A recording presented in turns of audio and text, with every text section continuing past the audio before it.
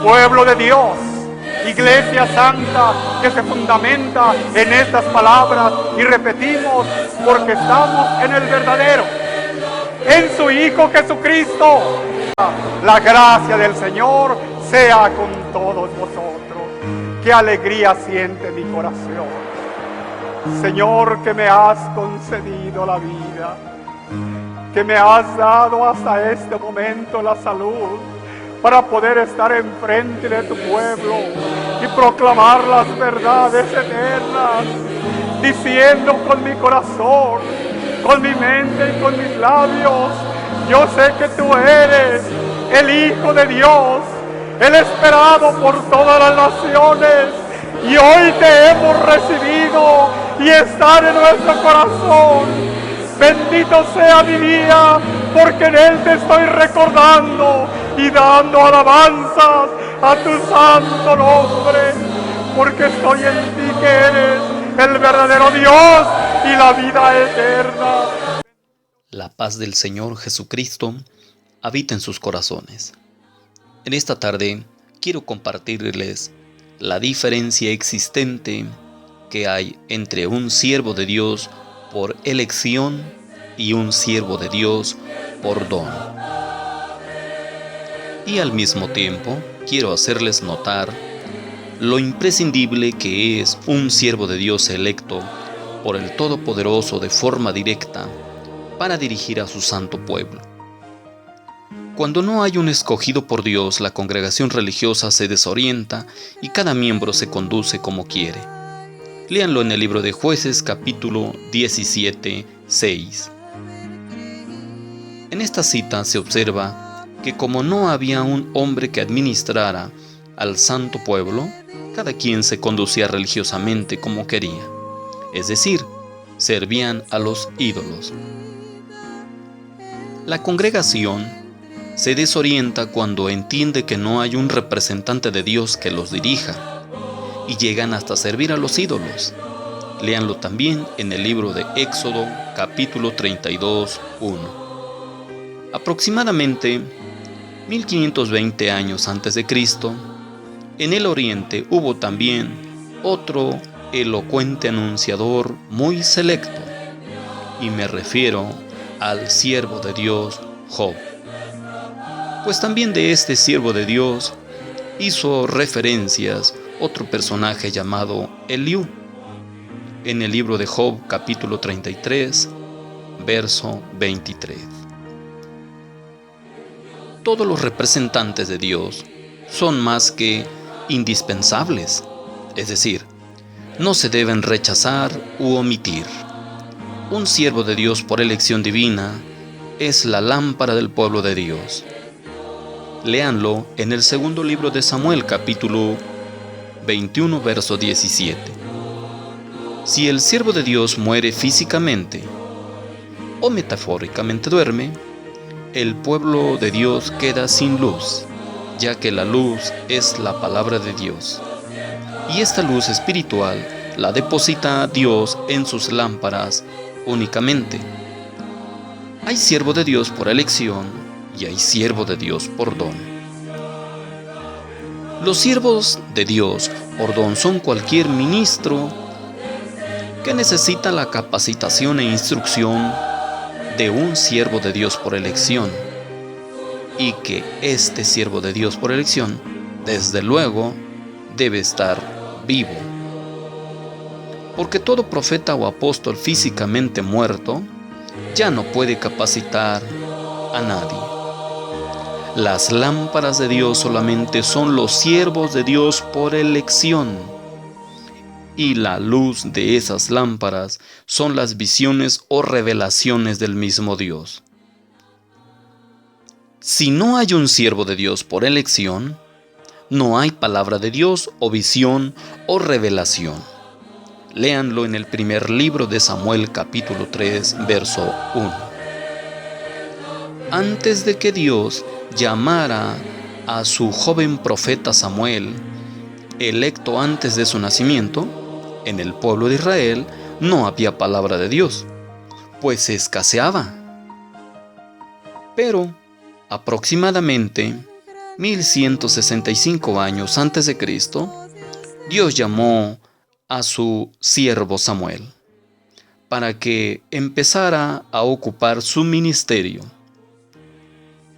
Y así Samuel empezó su ministerio fungiendo como una lámpara más para dirigir al pueblo de Dios, no con un libro o con un conjunto de rollos o papiros, pues la palabra de Dios solo existe en la tierra en un siervo de Dios por elección vivo y por consiguiente en los siervos de Dios por don, que son instruidos por ese mismo siervo de Dios por elección o apóstol.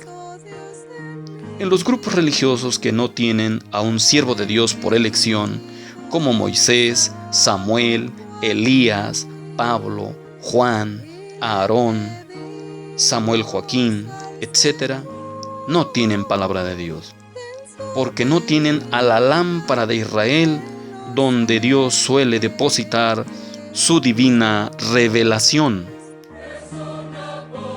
El siervo de Dios o ungido del Señor es el resuello o aliento de cada integrante del propio pueblo de Dios. Si hay un siervo de Dios vivo, entonces hay vida espiritual en el pueblo de Dios, porque ellos son portadores de la salud o vida espiritual ordenados y electos por el mismo autor de la vida. Léanlo en el libro poético de Lamentaciones del profeta Jeremías, en el capítulo 4, verso 20. Así quedó escrito aproximadamente en el año 588 antes de Cristo. Ha habido épocas en que no hay palabra de Dios en el mundo, y esta época es cuando no hay un siervo de Dios por elección vivo. Pues lo único que hay en la tierra es solamente la historicidad respectiva de cada siervo de Dios. Pues en estas biografías solo se aprecia qué hicieron, o qué no hicieron, o qué dejaron de hacer, dónde vivieron, cuándo hablaron, qué enseñaron, y a quienes específicamente dirigieron sus propios escritos. Aproximadamente en el año 787 a.C., el siervo de Dios, Amós, profetizó sobre unas épocas en que no habría palabra de Dios. Y en esa época, Dios enviaría hambre, pero no de pan, enviaría sed, pero no de agua, sino de oír palabra de Dios.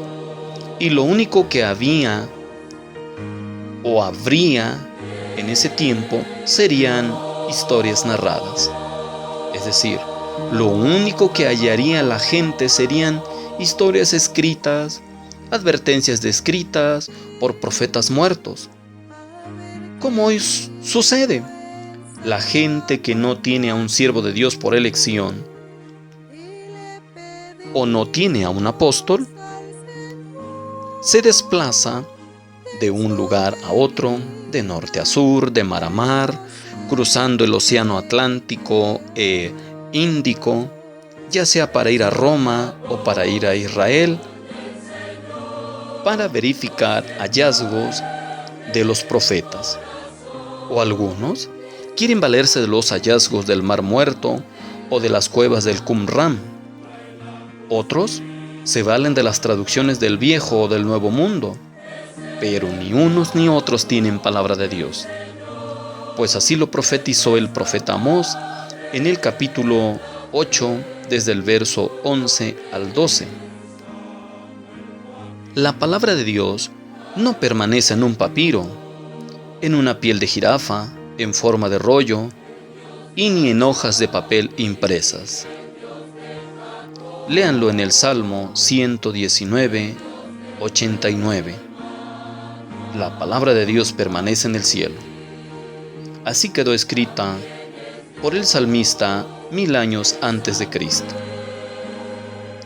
Y en el año 712 antes de Cristo aproximadamente, el profeta Isaías declaró que la palabra de Dios desciende del cielo temporalmente desde su lugar de origen celestial, pero no desciende a un papiro o a una hoja de papel impresa, sino que desciende a un siervo de Dios por elección y regresa al cielo cuando el profeta o siervo de Dios fallece. De este modo la palabra de Dios regresa a Dios, pero no vacía, sino llena de resultados óptimos. Y solo hasta ese día, Dios permite la muerte física de su santo siervo o apóstol. Léanlo en el libro de Isaías, capítulo 55, desde el verso 10 al 11. Así es que quedó escrita por el mismo profeta 787 años antes de Cristo, aproximadamente, desde luego. El profeta Amós declaró que nada hace el Señor sin que se lo revele a su siervo por elección o representante. Léanlo en el libro de Amós, capítulo 3, verso 7. Si Dios quiere revelar algo, no lo comunica por medio de un papa, cardenal, arzobispo, presbítero, pastor, diácono, sacerdote, etc., sino que lo comunica mediante un siervo de Dios por elección divina. Léanlo en Génesis 18, 17. Cuando Dios quiso comunicar cierta confidencialidad y dijo: encubriré yo a Abraham. Y ustedes pueden continuar la lectura.